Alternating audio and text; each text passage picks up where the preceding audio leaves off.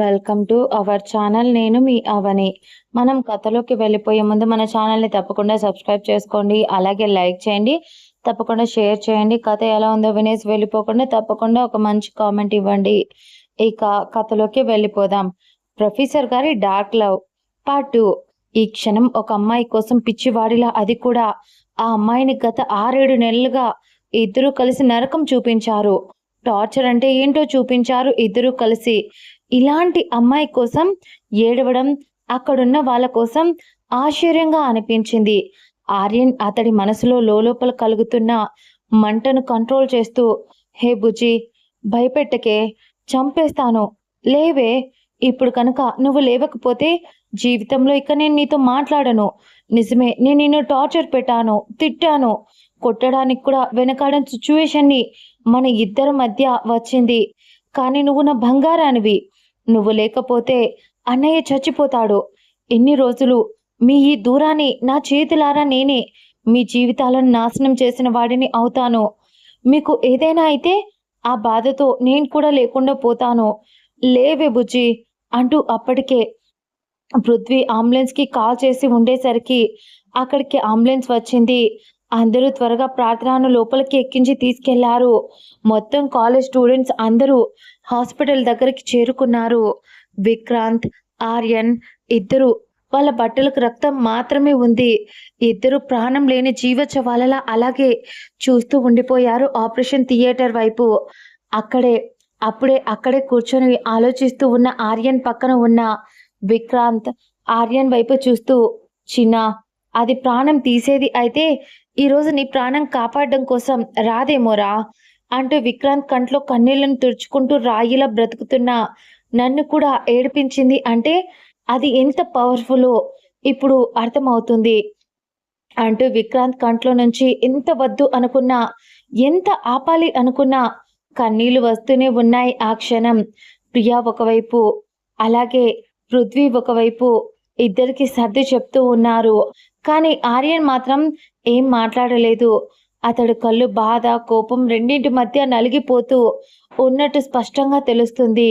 అలా దాదాపు కడుపులో లోతుగా దిగిన కత్తి వల్ల, పైగా రక్తం కూడా ఎక్కువగా పోవటం వల్ల ఒక సర్జరీ పడింది. నర్స్ వచ్చి ఎవరైనా ఇక్కడ తనకు గార్డియన్ ఉన్నారా అని అడిగేసరికి విక్రాంత్ ముందుకు వచ్చి నేను చేస్తాను అని చెప్పాడు. నర్స్ మీరేమవుతారు సార్ తనకి అని అడిగింది. అతడి మనసులో ఆమె ఏమవుతుందో అతడికి ఆ సమాధానం మనసులో ఉన్నా కూడా చెప్పలేకపోయాడు ఆ క్షణం. ఎందుకంటే తన తమ్ముడు తన పక్కనే ఉన్నాడు. తన తమ్ముడు తీసుకున్న మాట, ఇప్పుడు ఆ మాటను వదిలేసి సంతకం చెయ్యాలా అని దిక్కుతోచని అయోమయ స్థితిలో ఉన్న అదే క్షణంలో ఆ నర్స్ మళ్ళీ కదిలిస్తూ, సార్ మీరు తనకు ఏదైనా అయితేనే సంతకం చెయ్యాలి, లేదంటే అని కొంచెం ఇబ్బందిగా చెప్పింది. అప్పుడే ఆర్యన్ ఆ నర్స్ చేతిలో ఉన్న ఫామ్ని తీసుకొని ఫిల్ చేసి సైన్ చేసి ఇచ్చాడు. ఆ నర్స్ వైపు చూస్తూ, తను మా అమ్మ, తనకేదైనా అయితే ఈ ప్రాణం పోతుంది, కాబట్టి ప్లీజ్ అండి తను జాగ్రత్తగా మాకు తీసుకొచ్చి ఇవ్వండి అని చెప్పి మళ్ళీ అతడు ఎక్కడైతే కూర్చున్నాడో అక్కడికి కూర్చుండిపోయాడు మొండిగా. విక్రాంత్ తన తమ్ముడు వైపు చూసి ఒక్క క్షణం చూసి సైలెంట్ అయిపోయాడు. ఆ తర్వాత సమయం గడుస్తూ దాదాపు ఒక రోజు అయిపోయింది. ఇద్దరు బట్టలు అలాగే రక్తంతో అలాగే ఉన్నారు. పృథ్వీ అది గమనించి ప్రియాతో కలిసి వాళ్ళ ఇంటికి వెళ్ళి విక్రాంత్వి, ఆర్యన్వి వాళ్ళ బట్టలు తీసుకొని హాస్పిటల్ తీసుకొచ్చి ఇచ్చారు. కానీ వాళ్ళు అలాగే ఉంటాము అని చెప్పినా కూడా పృథ్వీ వినకుండా ఇద్దరికి సర్ది చెప్పి వాళ్ళని ఫ్రెష్ అయ్యి రమ్మని చెప్పి హాస్పిటల్లోనే వాళ్ళకంటూ ఒక గది తీసుకొని వాళ్ళు ఫ్రెష్ అయ్యి వచ్చారు. చాలా ఫాస్ట్గా వచ్చారు ఆర్యన్ మరియు విక్రాంత్. ఆ తర్వాత దాదాపు 24 గంటలు అయినా కూడా, ఆమె సర్జరీ పూర్తి అయినా కూడా ఆమె స్పృహలోకి రాలేదు.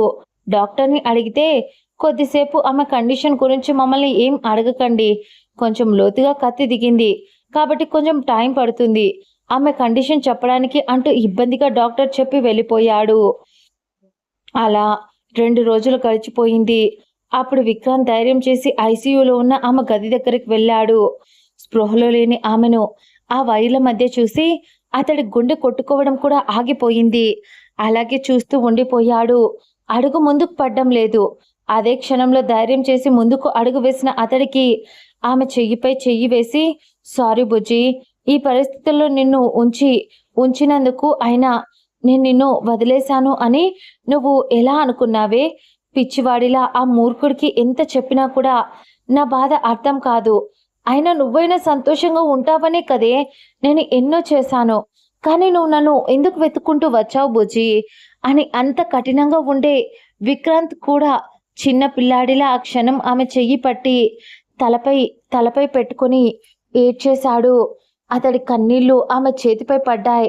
అసలు చిన్నతనంలో ఏం జరిగిందో మనకు తెలీదు. కానీ ఏదో జరిగింది. నాకు తెలుసు. నా బుజ్జి అలా చెయ్యదు. కనిపెడతాను. అప్పుడు చెయ్యలేకపోయాను. కానీ ఈ క్షణం ఇక నా వల్ల కాదు. నాకర్థమైపోయింది. నేను లేకుండా నువ్వు ఉండలేవు. అలాగే నీ మీద కోపం అంటూ ఉన్నాడు కదా ఆ వెధవ. వాడు కూడా నీకేదైనా అయితే వాడు తట్టుకోలేడు. అందుకోసమని చెప్పి ఖచ్చితంగా నేను కనిపెడతాను బుజ్జి. నువ్వు లేవవే.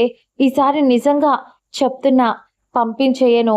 నా పక్కనే ఆఖరికి వాడికిచ్చిన మాటను కూడా వదిలేసి నీతో పాటు ఉండిపోతాను అని అంటున్నప్పుడు అతని మాట గొంతును దాటి రావడానికి కొంచెం తడబడింది. ఎందుకంటే బయట ఉన్నది తన తమ్ముడు. అతనికి మాట ఇచ్చాడు.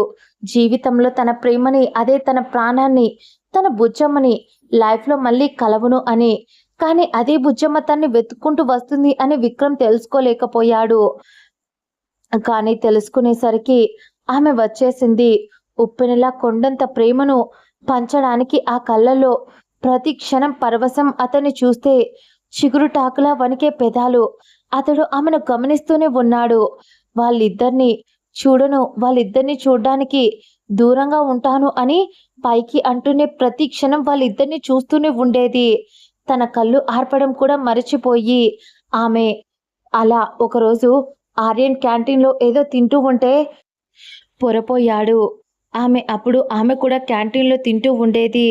వెంటనే భయం వేసి అతడికేదైనా అవుతుందేమో అని తినడం పక్కన పెట్టి త్వరగా క్యాంటీన్ దగ్గరికి వెళ్ళి వాటర్ బాటిల్ తీసుకొని పరిగెత్తుకుంటూ అప్పుడే అక్కడికి వస్తున్న పృథ్వీకి ఇచ్చి, "నేను ఇచ్చానని చెప్పకండి" అంటూ అక్కడి నుంచి వెళ్ళిపోయింది.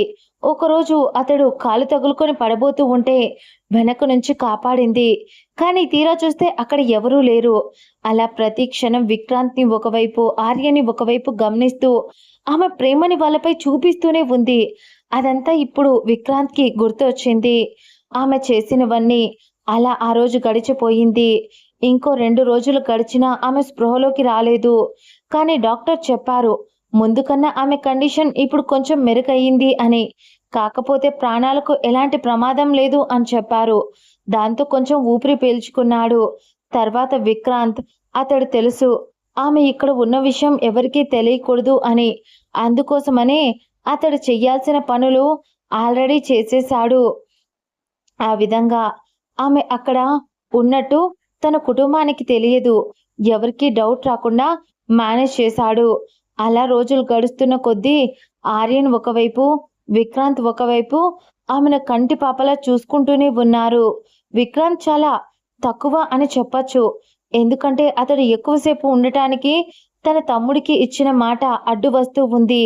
అందుకోసమనే చాలా వరకు దూరం నుంచే అతని ప్రేమను ఆమెకు చూపిస్తూ ఉన్నాడు.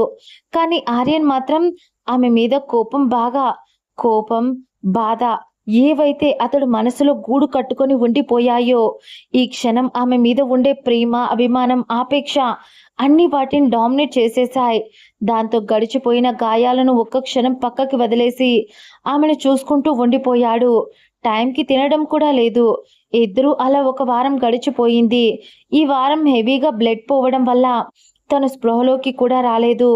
కానీ ఒకరోజు ఆర్యన్, విక్రాంత్ ఇద్దరు బయట వెయిట్ చేస్తూ ఉంటే అప్పుడు గదిలోకి ఇంజెక్షన్ చేస్తున్న నర్స్ ప్రార్థన చెయ్యి కదిలేసరికి కంగారుగా వెళ్ళి బయట ఉన్న వాళ్లకు, అలాగే డాక్టర్కి అందరికీ చెప్పి ప్రార్థన దగ్గరికి వచ్చారు అందరూ, ఒక విక్రమ్ తప్ప. ఆ తర్వాత ఆర్యన్ ఆమె ఎదురుగా నిలబడ్డాడు. డాక్టర్ ఆమె పక్కకు వచ్చి, "మిస్ ప్రార్థన, ఆర్ యూ ఓకే? చాలా భయపెట్టేశావు. ఇప్పటికైనా స్పృహలోకి వస్తారా?" అంటూ నవ్వుతూ చాలా ప్రశాంతంగా, ప్లెజెంట్గా మాట్లాడించాడు ఆ డాక్టర్. మెల్లమెల్లగా కళ్ళు తెరిచిన ఎదురుగా ఆర్యన్ కనిపించేసరికి ఆమె కంగారుగా ఆర్యన్ ఆర్యన్ అంటూ అంటూ అతడి పేరును కూడా పలకలేక గొంతు తడారిపోతూ ఉంటే ఓపిక లేకపోయినట్టు మొహం పెట్టి ఆమె ఎక్కువ స్ట్రెస్ అవ్వడం డాక్టర్ గమనించి, మిస్ ప్రార్థన, మీరు ఎక్కువ భయపడుతున్నారు, మీకేం కాలేదు అని చెప్పి ఆయన ఆమె కోసం ఒక ఇంజెక్షన్ వేసి అలాగే కొద్దిసేపు మాట్లాడించాడు. ప్రార్థన కొంచెం ఓపిక తెచ్చుకొని, నీకేం కాలేదు కదా అని అడిగింది ఆర్యన్ని. అంతే ఆర్యన్ చుట్టూ ఉన్న ప్రపంచాన్ని మర్చిపోయి ఒక్క క్షణం మోకాళ్ళ మీద ఆ బెడ్ పక్కన కూర్చుంటూ ఆమె చెయ్యిని అతడి చేతిలోకి తీసుకొని తర్వాత మెల్లగా ఆమె చేతిని ముద్దు పెట్టుకుంటూ, బుజ్జి, ఎందుకు చేశావే? నాకు దెబ్బ తగిలినా నేను కోలుకునేవాణ్ణి కదా, పోతే పోనీలే, వెధవ నేను టార్చర్ పెట్టాడు అని వదిలేయాల్సింది కదే, ఎందుకు అడ్డు వచ్చావు అని కొంచెం గొంతులో ఏడుపు వస్తున్నా కంట్రోల్ చేసుకుని అడిగాడు ఆర్యన్. మన బుజ్జమ్మ అతడి చెంపలపై కారుతున్న కన్నీళ్లను మెల్లగా తుడుస్తూ, నువ్వు నా బంగారానివిరా, నా కన్నయ్య ఏడుస్తూ ఉంటే నేను చూస్తూ ఊరుకోగలనా చెప్పు అని ఆమె అనేసరికి అతడు కోపంగా చూస్తూ, పోవే చింపిరి మొహం దానా, నేను నీకన్నా 3 years పెద్దోడినే, కానీ నువ్వు నాకు ఎప్పుడు పెద్దదానిలా ఎందుకు నాతో ఆర్గ్యూ చేస్తూ ఉంటావు? ఇది మొదటి నుంచి నీకు నాకు మధ్య గొడవ. సరే ఇప్పుడు అదంతా కాదు, నాకు ఇక నా వల్ల కాదే. వాడు ఒకవైపు నాతో మాట్లాడడం మానేశాడు. కేవలం ఆ రోజు మీ విషయంలో నేను తీసుకున్న ఆ డెసిషన్ వల్ల వాడే కాదు, నేను కూడా చాలా నరకం అనుభవించాను. నువ్వు లేక నాకు నీ దగ్గర నుంచి వచ్చేసిన తర్వాత ఇంతవరకు ఎవరూ నాకు అన్నం కలిపి తినిపించే వాళ్ళు కూడా లేరు బుజ్జి. నువ్వు నాకు మళ్ళీ కావాలి.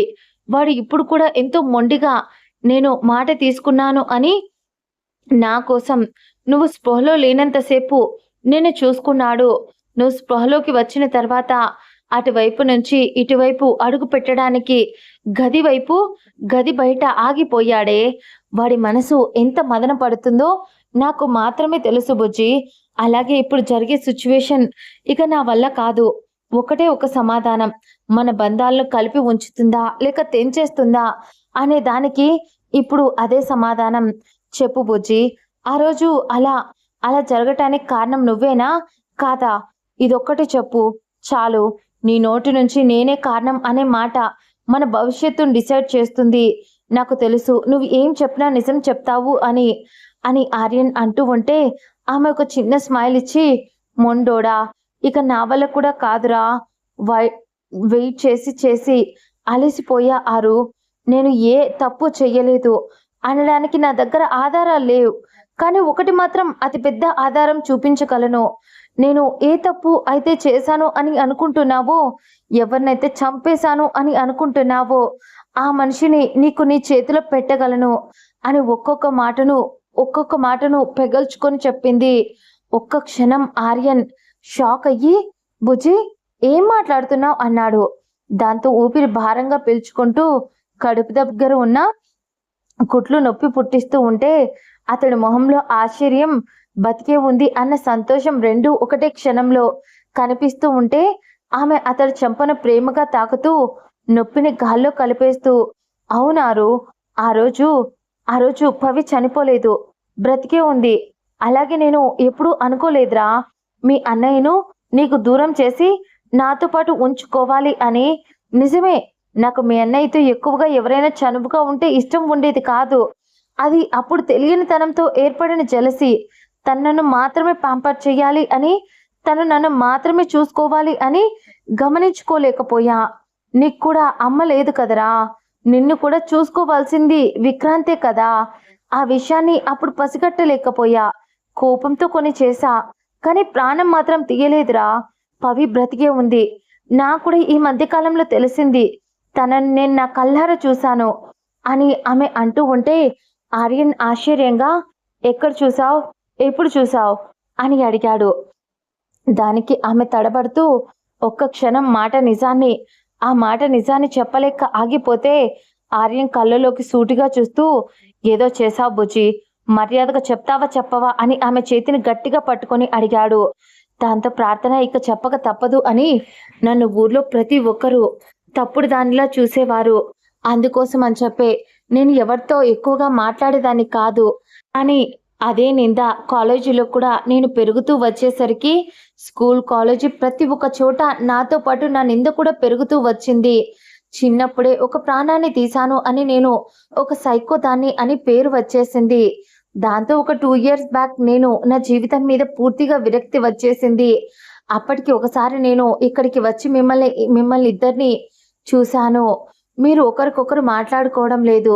మీ ఇద్దరి మధ్య ప్రేమ ఉన్నా కూడా అది నా మీద కోపం వల్ల డామినేట్ చేసింది. అందుకోసమే మీరిద్దరూ మాట్లాడుకోవాలి అంటే మీ మధ్య నేనే అడ్డు కూడా అనిపించి నేను తప్పుకోవాలి అనుకున్నా అని ఆ మాట చెప్పి గుటకలు మింగుతూ ఆర్యన్ వైపు చూసింది. ఆర్యన్ అప్పటికే కళ్ళు ఎర్రగా అయిపోయి ఏం చేశావు అని అడిగాడు. ఆమె తడబడుతున్న గొంతుతో అది నేను నేను తను అంటూ నుసుకుతూ చెప్తూ ఉంటే అప్పుడే విక్రాంత్ కూడా లోపలికి వచ్చి ఆమె వైపు కోపంగా చూస్తూ ఉన్నాడు. మన బుజ్జమ్మ కడుపుపై అంత నొప్పి లేస్తుంటే కోపంగా వాళ్ళ వైపు చూస్తూ మరేం చేయమంటారు? నా ప్రాణాలు మీ ఇద్దరూ ఒకవైపు, నా ప్రేమ ఇంకోవైపు, నా బాధ్యత ఈ రెండు నా దగ్గర లేనప్పుడు నేను బ్రతికి మాత్రం ఏం లాభం? ఏముంది చెప్పు? అందుకనే అలా చేశా. కోపంగా చూస్తే చంపేస్తా. చెప్తున్నా ఇద్దరిని అని వేలు చూపించింది బుజ్జమ్మ. కానీ ఇద్దరు చూపు మాత్రం మారడం లేదు. ఇప్పుడు ఆమె మామూలు కండిషన్లో ఉంటే ఇద్దరు కలిసి 2 వేసేవారు. అప్పుడే విక్రాంత్ ఆమె వైపు చూస్తూ ఏం చేశావు అని బేస్ వాయిస్తో అడిగాడు. ఆమె ఇక తప్పదు అని ఆ రోజు సాయంత్రం 6 గంటలకు ఊర్లో ఉన్న అమ్మా నాన్నలకు జస్ట్ ఫోన్ చేసి వాళ్ళకు జాగ్రత్తలు కనుక్కొని మాట్లాడి ఆఖరిసారి కాల్ కట్ చేసి బీచ్ దగ్గర అక్కడ వైజాగ్లో ఒక కొండ కూడా ఉంటుంది. అక్కడ దూకి చనిపోవాలి అని అక్కడికి వెళ్ళాను. భయం వేస్తున్నా కూడా మీరిద్దరూ గుర్తు వచ్చి కోపంతో ఉక్రోషంతో దూకాలి అని ముందుకు అడుగు వేశా. ఒక 2 సార్లు నా భయం నన్ను ఆపేసింది. కానీ ధైర్యం తెచ్చుకొని ఇక ఆ నిందను భరించలేక ముందుకు అడుగు వేశా. కానీ అప్పుడే నా చెయ్యి పట్టి ఎవరో ఆపేశారు. ఒక్క క్షణం భయంతో వెనక్కి తిరిగి చూసా. ఎక్కడో చూసిన మొహం, కానీ ఎక్కడా గుర్తు రాలేదు. బాగా చూసినట్టే అనిపిస్తుంది. అలా అయోమయంగా చూస్తూ ఉండిపోయా. ఆ అమ్మాయి కోపంగా నా వైపు చూసి పిచ్చా నీకు? చచ్చిపోవాలి అని ఇక్కడి దాకా వచ్చావు. వచ్చి చచ్చిపోయి ఏం సాధిద్దామని? మహా అయితే నువ్వు 1 గంటకు ప్రాణం పోతుంది. కానీ నేను ప్రేమించి నీపై ఆశలు పెంచుకున్న నీ కుటుంబం, ఒకవేళ నిన్ను ప్రేమిస్తున్న వ్యక్తులు ఇంకెవరైనా ఉంటే వాళ్ళు ఎంత బాధపడతారు? నీకు అర్థమవుతుందా అని ఆ అమ్మాయి ఏదేదో మాట్లాడుతుంది. నాకు అర్థం కాలేదు. నా మైండ్లో అప్పటికే నేను ఫిక్స్ అయిపోయా. ఏం జరిగినా ఈరోజు నా ప్రాణం తీసుకోవాలి అని. నా కారణంగా నాన్న ఏ రోజు తల దించుకొనివాడు. ఇప్పుడు ఊరు పెద్ద అని అనిపించుకునేవాడు. ఈరోజు తన కూతురికి శిక్ష వెయ్యలేదు అనే కారణంతో ఊరు పెద్దగా ఆయనను తీసేశారు. అయినా ఆయన ఏ రోజున తనపై కోపాన్ని చూపించలేదు. అదే ఫ్రస్ట్రేషన్, అదే బాధ ఇంకోవైపు. మీరిద్దరూ మాట్లాడుకోవడం లేదు. వీటి మధ్య ఆ అమ్మాయి మాటలు నా మైండ్లో ఎక్కలేదు. పైగా నిజంగానే ఆ రోజు నా చేతిలో ప్రాణం పోయిందా అని గిల్టీ దాంతో ఒక డిసైడ్ అయ్యా. ఆ అమ్మాయి వైపు కోపంగా చూస్తూ నేను చేస్తే నీకెందుకు? నేను ఎలా పోతే నీకెందుకు? అసలు నువ్వెవరు? దారిన పోయేదానివి ఒక అసలు ఏంటిదంతా అంటూ నేను ఆ అమ్మాయిని పట్టించుకోకుండా వెనక్కి తిరిగి మళ్ళీ దూసుకుపోయా. దాంతో ఆ అమ్మాయి నాకు చెంపపై కొట్టి నాకు కూడా హక్కు ఉంది, చచ్చిపోయారు అని నువ్వు ఇన్ని రోజుల నిందను అనుభవిస్తూ నువ్వు నీ బాధను భయాలను మోస్తూ ఉన్నావు. ఆ పవిత్రను నేనే. తన్ను అప్పుడు గుర్తుపట్టాను. పక్కా చెప్పగలను. తన పవిత్ర అస్సలు ఆ రోజు చనిపోయింది అని చెప్పారు. మన కళ్ళ ముందే తన బావిలో నుంచి బయటికి వచ్చింది. బయటికి తీశారు. అసలు తను ఎలా బ్రతికిందో నాకు అర్థం కాలేదు. ఆర్యన్ మీకు గుర్తుందా? చిన్నప్పుడు నువ్వు మనం ఆడుకుంటూ ఉంటే తన తలకు దెబ్బ తగిలేలా చేశావు కదా? ఆ గుర్తు అది అలాగే ఉండిపోయింది. అది పవిత్ర నేనా అని చూసా. అలాగే తన చేతిపై పుట్టుమచ్చ, తన మెడలో తను చిన్నప్పటి నుంచి వేసుకునే తన అమ్మ లాకెట్, తన పవిత్రనే అని అంత నొప్పితోనూ గట్టిగా చెప్పింది. ఒకవైపు పవిత్ర బతికి ఉంది అని సంతోషపడాలా, లేదా ఆ క్షణం ఆమె రాకపోతే ఈ పాటికి ప్రార్థన ప్రాణం పోయి ఉండేది అని మళ్ళీ బాధపడాలనా? అలా కోపంగా చూస్తూ ఉండిపోయారు. దాంతో ప్రార్థన, ఒరే ఇప్పుడు అదంతా కాదురా, ఆ పిల్లని నేను ఎక్కడెక్కడో వెతికాను. నాకు తెలుసు మీ ఇద్దరికి నా మీద కోపంగా ఉంది అని. కానీ ప్లీజ్ రా, ఆ పిల్లను వెతికి ఈ ప్రాబ్లంకి సొల్యూషన్ వెతికితే ఆర్యన్ నాకు తెలుసు. నువ్వు చిన్నప్పుడే తన్ని చాలా ఇష్టపడ్డావు అని. ఇప్పుడు తన్ని వెతికే బాధ్యత నీకు అప్పగిస్తున్నా. నాకు సెట్ అయిన తర్వాత నువ్వు మీ అన్నయ్య కొట్టినా నాకేం పర్లేదు. పోనీ ఇప్పుడే కొడతారా? అయినా కూడా నాకేం ప్రాబ్లం లేదు. ప్లీజ్ రా, నేను ఒక్కదాన్ని వెతకడానికి ఎంతో ట్రై చేశా. ఆ రోజు నాకు నిజం చెప్పింది. దాంతో వెంటనే నేను మీకు కాల్ చేయడం కోసం మీ నెంబర్‌కి కాల్ చేయబోయా. ఎందుకంటే నాకు మీ నెంబర్‌లు ఇద్దరివి నా మైండ్‌లో ఉన్నాయి. దాంతో ఫోన్‌లో టైప్ చేశా. కానీ ఆ పిల్ల నేను ఫోన్ చేయడం చూసి వెంటనే అక్కడి నుంచి కనిపించకుండా పారిపోయింది. ప్లీజ్ రా, నన్ను తర్వాత కొట్టొచ్చు. తన్ను వెతకరా అని ఆమె బాధగా అడుగుతూ ఉంటే విక్రాంత్, ఆర్యన్ ఇద్దరు ఒకరి మొహాలు ఒకరు చూసుకొని ఒకటే మాట అన్నారు. ఫస్ట్ నువ్వు కోలుకో. తర్వాత దీనికి సమాధానం వెతుకుదాం. ఎన్ని రోజులు అనవసరంగా మన మధ్య ఈ గొడవల వల్ల సమయాన్ని వేస్ట్ చేసుకున్నాం. అయినా తను బ్రతికి ఉండి కూడా ఇన్ని డ్రామాలు ఆడుతూ మనకు దూరంగా ఉంది అంటే కావాల్సింది ఇదంతా చేస్తుందా అని ఆర్యన్ కోపంతో అనేశాడు. తనకు చాలా ఇష్టమైన తన బుజ్జమ్మ చిన్నప్పుడే ఒకరి మీద ప్రేమ పుట్టింది. అది పవిత్ర. ఆర్యన్ 5 సంవత్సరాల వయసులో. అప్పుడు మన బుజ్జమ్మ, మన బుజ్జి పాపకు తన వయసు ఒక 3 సంవత్సరాలు. అప్పటి నుండి ఆర్యన్‌తో ఎక్కువగా ఆడుకునేది. ఒక స్నేహితుడిలా, ఒక అన్నదమ్ములా ఇలా పెరుగుతూ రాగా ఆర్యన్‌కి 8 సంవత్సరాలొచ్చినప్పుడు ఆర్యన్ వాళ్ళ అమ్మగారు చనిపోయారు. అప్పటినుంచి బుజ్జమ్మ ఆర్యన్ బాధ్యతను తీసుకొని తను 5 సంవత్సరాల చిన్న పిల్ల. తనకే అన్నం తినడం సరిగ్గా రాదు అనుకుంటే ఆర్యన్‌కు అన్నం తినిపించేది. కానీ విక్రాంత్ అంటే ఒక చిన్న భయం ఉండేది. కానీ ఆ భయం రాను రాను ఇష్టంగా మారింది. అలా రోజులు గడుస్తూ ఉన్నప్పుడు ఆర్యన్‌కి అప్పుడు 9 సంవత్సరాలు. అప్పుడు ఆ ఊరికి తన అమ్మమ్మ వాళ్ళ ఇంట్లో ఉండి చదువుకోవడానికి వచ్చింది పవిత్ర. అప్పుడు అక్కడే ఉన్న ఆర్యన్, విక్రాంత్ ప్రార్థనలతో మంచి స్నేహం కుదిరింది పవిత్రకు. అలా ఫ్రెండ్‌షిప్ అప్పుడే చిన్న చిన్న టైప్ అట్రాక్షన్ ఇష్టంగా మారింది. మన ఆర్యన్ బాబుకు అలా రోజులు గడుస్తూ ఉండగా అందమైన కుటుంబాలు. ఆర్యన్ తల్లి చనిపోవడంతో చాలా వరకు ఆర్యన్ వాళ్ళ ఫ్యామిలీ అంతా ఎక్కువగా ప్రార్థన వాళ్ళ ఇంట్లోనే ఉండేవాళ్ళు. పక్కపక్కనే కావటం, పైగా ఆర్యన్ వాళ్ళ నాన్న, ప్రార్థన వాళ్ళ నాన్న ప్రాణ స్నేహితులు కావడం వల్ల.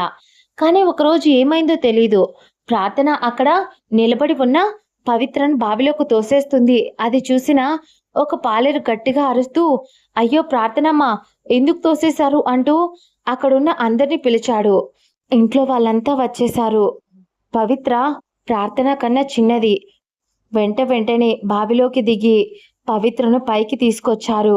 కానీ అప్పటికే ప్రాణం పోయింది అన్నారు. ఊరంతా ప్రార్థనను కొట్టారు, నిందించారు. చాలా పెద్ద గొడవే జరిగింది. ఆర్యన్ కూడా ఆమె మీద కోపంతో ఆమె చెంపపై కొట్టాడు. ఎందుకంటే ఆ ముందు రోజే ఒక చిన్న గొడవ జరిగింది. విక్రాంత్ ఏదో రాసుకుంటూ ఉంటే అక్కడికి పవిత్ర వచ్చి విక్రాంత్ పక్కన కూర్చొని నాకు కూడా అది నేర్పివ్వవా అని అడిగేసరికి విక్రాంత్ ఆమెకు నేర్పించడం చూసి అప్పుడే అక్కడికి వచ్చిన బుజ్జి కోపంగా చిన్నప్పటి నుంచి వాళ్ళకు దగ్గరగా పెరిగింది. దాంతో జలసీ ఫీల్ అయి పవిత్రను, హోయ్, ఇక్కడి నుంచి ఇంకోసారి మా ఇంటికి రాకు, పో, అయినా ఏంటి ఎప్పుడు ఇక్కడిక్కడే తిరుగుతూ ఉంటావు అంటూ మొహాన్ని తిట్టి పంపించేసింది. ఆ క్షణం పవిత్ర చాలా బాధపడింది. ఏ రోజు ఆర్యన్తో కూడా బయట ఆడుకుంటూ ఉంటే ఈ మధ్య ఆర్యన్ ఈ పవిత్ర వచ్చినప్పటి నుంచి నాతో ఆడడం లేదు అంటూ అక్కడే ఉన్న పవిత్రను కొట్టింది ప్రార్థన. కోపంతో కొట్టింది అంతే తప్ప ఆమె మనసులో ఎలాంటి దురుద్దేశం లేదు. కానీ చంపేస్తాను, పో ఇక్కడి నుంచి అంటూ కోపంలో బెదిరించింది ప్రార్థన.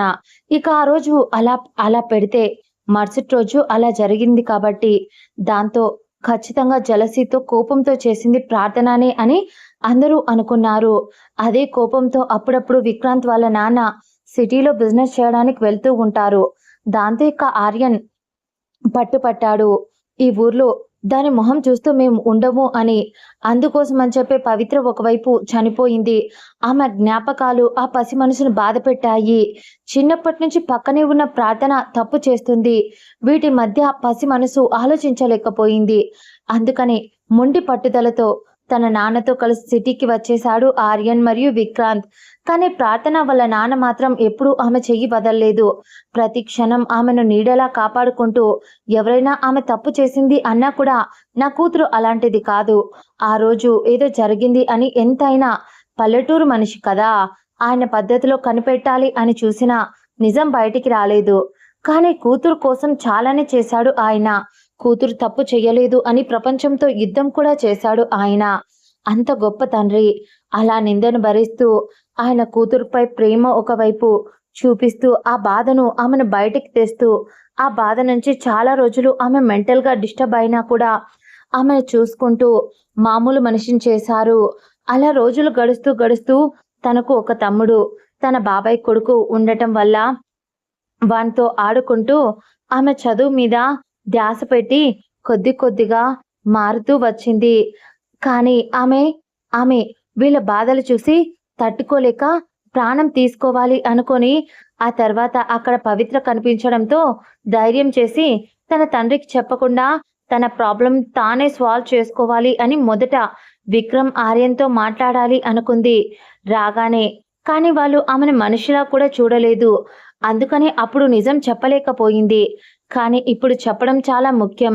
అందుకనే వాళ్ళకు మొత్తం నిజాన్ని చెప్పేసింది. ఇంకో ముఖ్య విషయం ఆర్యన్, ఆ రోజు నేను బావి దగ్గరికి వెళ్ళాను నిజమే, కానీ నాకు కూడా కళ్ళు చాలా బ్లర్గా ఉన్నాయి. ఎందుకో తెలీదు. కళ్ళు ఆ రోజు ఆడుకుంటూ ఉంటే నా కళ్ళలో ఉన్నట్టుండి మట్టి పడింది. దాంతో నేను వాటిని వాటర్లో కడుక్కున్నా. అయినా కూడా నా వల్ల కాక పక్కనే ఉన్న మీ ఇంటికి వస్తే మీ పిన్ని నా కళ్ళలో డ్రాప్స్ వేసింది. వాటి వల్ల ఇంకా మంట వచ్చింది. ఆవిడ వేసిన దాంతో అక్కడి నుంచి వెళ్ళిపోయిందనుకుంటా వేసేసి. చాలాసేపు అరిచా, కానీ మీరెవరూ రాలేదు. ఆ మంటతో నేను ఎటు వెళ్తున్నానో తెలియక కరెక్ట్గా ఆ బావి దగ్గరికి వచ్చాను. కానీ నాకు తెలియని విషయం ఏంటి అంటే, అక్కడ అప్పటికే పవి నీళ్ళలో అరుస్తూ ఉంది. నాకు అప్పటికే ఆ కళ్ళు మంటలకు కళ్ళు తిరుగుతూ ఉన్నాయి. నాకేం అర్థం కాలేదు. కళ్ళు తెరవలేకపోతున్నా. పవి ఏమో కాపాడండి కాపాడండి అని అరుస్తూ ఉంది. అలాంటి టైంలో మీరంతా నన్ను చూశారు అని ప్రార్థన కన్నీళ్లతో చెప్పింది. ఆర్యన్కి కూడా కంట్లో నీళ్లు వచ్చేశాయి.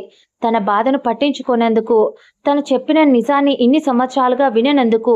ఆ తర్వాత ఆమె ఎక్కువ స్ట్రెస్లోని లోనవుతూ ఉందని డాక్టర్ అప్పటికే వాళ్ళతో చెప్పి ఆమెకు మత్తు ఇంజెక్షన్ ఇచ్చాడు. ఆ తర్వాత ఇంజెక్షన్ వేశారు. తను ఫుల్గా నిద్రపోయింది. ఆర్యన్, విక్రమ్ ఇద్దరు బయటికి వచ్చారు. బయటికి రాగానే తన అన్నయ్య విక్రాంత్ని గట్టిగా హక్ చేసుకొని, నిన్ను దాన్ని బాధ పెట్టినందుకు అని ఆర్యన్ చెప్పేసరికి విక్రాంత్ ఏం మాట్లాడకుండా, ఇప్పుడు మన ఇద్దరం బాధపడుతూ కూర్చుంటే సరిపోదు. మనం ఇప్పటిదాకా అనుభవించిన ఈ బాధ, అది పడుతున్న నరకం, క్షోభకు కారణం మన సంతోషమైన జీవితం. చిన్నప్పుడు ఎంత హ్యాపీగా ఉండేవాళ్ళం రా. వాటన్నింటినీ ఎవరో కావాల్సిందే ముక్కలు చేశారు. ఇప్పుడు అలా చేసిన వాళ్ళను మనం నాశనం చేద్దాం అని విక్రాంత్ క్రూయల్గా అన్నాడు. ఆ తర్వాత ఇద్దరు ఏదో మాట్లాడుకొని ఒక డెసిషన్కి వచ్చారు. ఆ తర్వాత కొద్ది రోజులు గడిచిపోయింది. దాదాపు 3 నెలలు. ఈ 3 నెలలుగా మన పాప ఫోన్లోనే మాట్లాడుతుంది. తన నాన్నతో ఎగ్జామ్స్ ఉన్నాయి, అవి ఉన్నాయి, ఇవి ఉన్నాయి అంటూ మేనేజ్ చేసేసింది. 1-2 సార్లు ఆమెను చూడాలి అని చెప్పడంతో విక్రాంత్, ఆర్యన్ ఇద్దరు కలిసి అదే సిటీలో వేరే కాలేజ్ దగ్గరకు తీసుకెళ్లి ఆయనను అక్కడికి రమ్మని చెప్పారు. అడిగితే ఈ కాలేజ్ అంటూ మేనేజ్ చేశారు. అలా ఆమెను ఫుల్గా మధ్య మధ్యలో బెడ్ రెస్ట్ ఇస్తూ, అసలు ఒక్క క్షణం కూడా వాళ్ళిద్దరూ ఆమెను వదిలి ఉండేవాళ్ళు కాదు. కాలేజ్కి మార్నింగ్ వెళ్ళడం, ఈవినింగ్ ఇంటికి రావడం, ఇదే వాళ్ళ ప్రపంచం. కానీ ఇప్పుడు ఆమె వాళ్ళ ఇద్దరి ప్రపంచం అయిపోయింది. కానీ ఇద్దరూ ఆమె మీద కోపంగానే ఉన్నారు. ఆమెకు తిండి పెడతారు, ఆమెను కావాల్సింది తిడతారు, ప్రతి దానికి ఏదో ఒకటి పెడార్థం తీస్తారు. స్ట్రైట్గా ఒక్కటి కూడా మాట్లాడరు. అలా చేస్తూ ఉండడంతో మన పాపకి విసుగు వస్తున్నా కంట్రోల్ చేసుకుంటూ ఉంటుంది. ఇక 3 నెలలు అయిపోయేసరికి తన వల్ల కాక 3 అయిపోయి 4లో పడింది. ఇక నాకేంటి టార్చర్, దెబ్బలు మానిపోయాయి. కాబట్టి నేను కాలేజీకి వెళ్తాను, ప్లీజ్, పైగా దగ్గరలో ఎగ్జామ్స్ ఉన్నాయి. నన్ను పంపించకపోతే మీ మీద హెరాస్మెంట్ కేస్ పెడతాను అని ముద్దు ముద్దుగా చెప్తూ ఉంటే మన బాబులు ఇద్దరు ఫోన్ ఇచ్చి ఎవరికి చేస్తావో చేసి చెప్పు. కావాలంటే ఈ ఏరియా పోలీస్ ఆఫీసర్ నా ఫ్రెండ్, వాడికి చెప్పనా అని విక్రాంత్ సైడ్ స్మైల్ ఇచ్చి చెప్పాడు.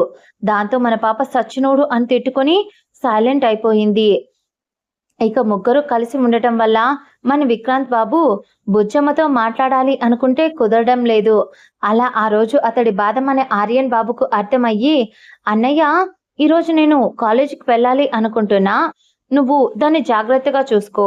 అలాగే అది కాలేజీకి రేపటి నుంచి రావాలి అనుకుంటుంది కాబట్టి ఏమేం కావాలో అన్నీ చూసుకో అని చెప్పేసి ఆర్యన్ కాలేజీకి వెళ్ళిపోయాడు వాళ్ళకు బాయ్ చెప్పి. విక్రాంత్ నవ్వుకొని సైలెంట్ అయ్యాడు.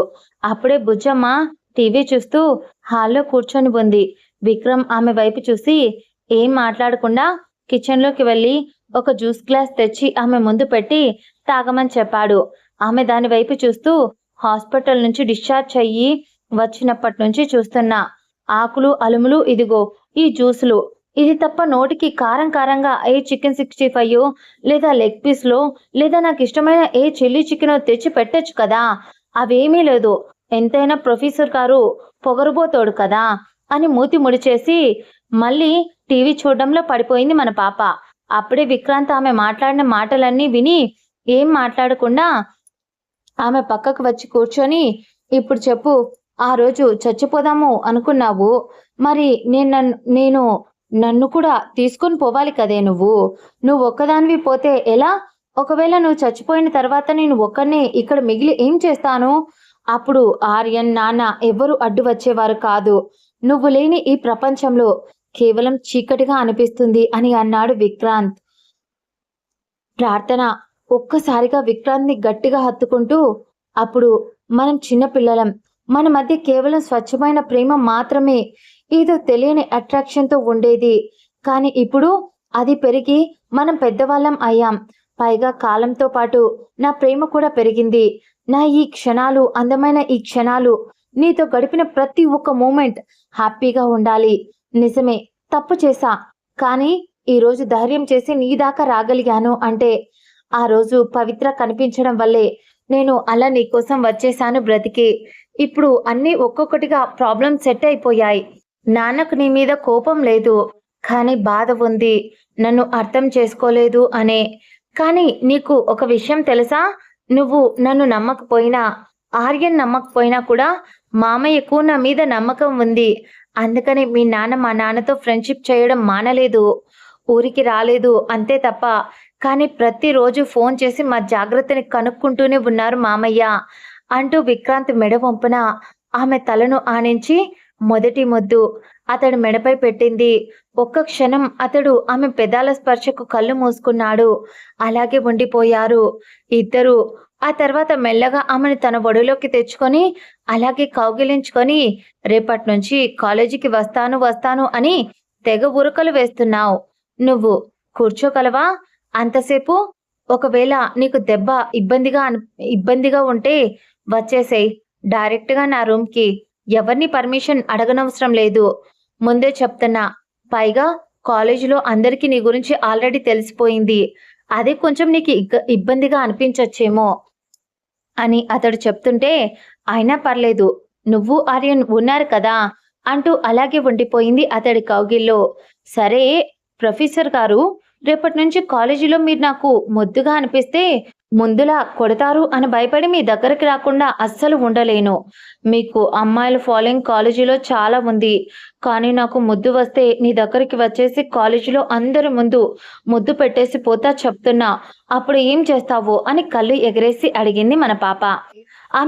ఆమె మాటలు వింటున్నంతసేపు విక్రాంత్ ఆమె కళ్ళలోకి చిలిపిగా చూసి ఒక్కసారిగా ఆమె నడుంపై చెయ్యి వేసి ఆమె దగ్గరికి లాగి ఆమె పెదాలను అందుకొని ఇలా ముద్దు పెట్టే అని చెప్పి అనేసి మళ్ళీ ముద్దును కంటిన్యూ చేసి, తనివి తీరా అన్ని సంవత్సరాల ప్రేమ, బాధ తెలియని వయసులో ఏర్పడిన చిన్న ఇష్టం ఇక్కడి దాకా తీసుకొచ్చిన ప్రేమ అలాగే ఇష్టంగా అతనికి సహకరిస్తూ ముద్దు పెడుతూ ఉంది ఆమె కూడా. ఇక ఇక్కడ మన ఆర్యన్ బాబు కాలేజీకి అయితే పోయాడు, కానీ అక్కడ వాళ్ళ ఫ్రెండ్స్ అంతా ప్రార్థన గురించి అడిగారు. అంటే ఆమె ఎవరు ఏంటి అని కాదు, ఎందుకంటే అది వాళ్ళ పర్సనల్. కేవలం ఆమెకి ఎలా ఉంది, ఇప్పుడు బాగానే ఉందా అని అలా అడిగారు అనమాట. దాంతో మనవాడు కూడా అంతా బాగానే ఉంది అని చెప్పి జస్ట్ నార్మల్‌గా మాట్లాడాడు. అప్పుడే అలా ఉన్న అదే టైంలో కాలేజీలోకి ఒక అమ్మాయి ఎంటర్ అయ్యింది. అందరూ ఆ అమ్మాయి వైపు అలాగే చూస్తూ అలాగే ఉండిపోయారు. వావ్! లైట్ పింక్ కలర్ చుడిదార్‌లో ఇంత ముద్దుగా ఉంది ఈ పిల్ల అనుకోకుండా ఉండలేకపోయారు అందరూ. అప్పుడే అక్కడికి వచ్చిన పృథ్వీ వాళ్ళతో పాటు ఎవరో అని చూసేసరికి అతడి పెదాలపై చిన్న స్మైల్ వచ్చి చేరింది. అప్పుడు మన ఆర్యన్ బాబు ఆమె వైపు చూసి ఎక్కడో చూసిన ఫీలింగ్ కలగడంతో సైలెంట్‌గా ఉన్నాడు. మనసులో ఏదో అలజడి, ఏదో కోల్పోయిన వస్తువు తిరిగి తన దగ్గరికి వచ్చినట్టు అనిపించింది ఆ క్షణం అతడికి. అలాగే చూస్తూ ఉండిపోయాడు. అప్పుడే ఆ అమ్మాయి డైరెక్ట్‌గా ఆర్యన్ వాళ్ళ వైపే రావడం చూసి అందరూ షాక్ అయ్యారు. సీనియర్స్ అందరూ అక్కడే ఉంటే వాళ్ళ దగ్గరికే వెళ్తుంది. ఈ పిల్లకెంత ధైర్యం అని అనుకున్నారు. కానీ ఆ అమ్మాయి డైరెక్ట్‌గా పృథ్వీ దగ్గరికి వెళ్ళి అన్నయ్య అని పిలిచింది. పృథ్వీ చిన్న స్మైల్ ఇచ్చి, ఏంటి మేడం చెప్పా చేయకుండా మా కాలేజీలో జాయిన్ అయిపోయావు. కనీసం ఈ అన్నయ్య ఒకడు ఉన్నాడు, వాడికి చెప్పి రావాలి అని అసలు తెలీదానే కోతి అని పృథ్వీ ఆమె తలపై కొడుతూ ఉంటే ఇదంతా చూస్తున్న ఆర్యన్ కోపంగా మొహం పెట్టి అక్కడి నుంచి వెళ్ళిపోయాడు. దాంతో అక్కడ ఉన్న వాళ్ళకి ఎవరికీ ఏం అర్థం కాలేదు. సేమ్ ఒకప్పుడు ప్రార్థనను చూస్తే ఎలా అయితే మొహం పెట్టాడో ఇప్పుడు కూడా ఆ అమ్మాయిని చూస్తే అలాగే మొహం పెట్టాడు మన బాబుగారు.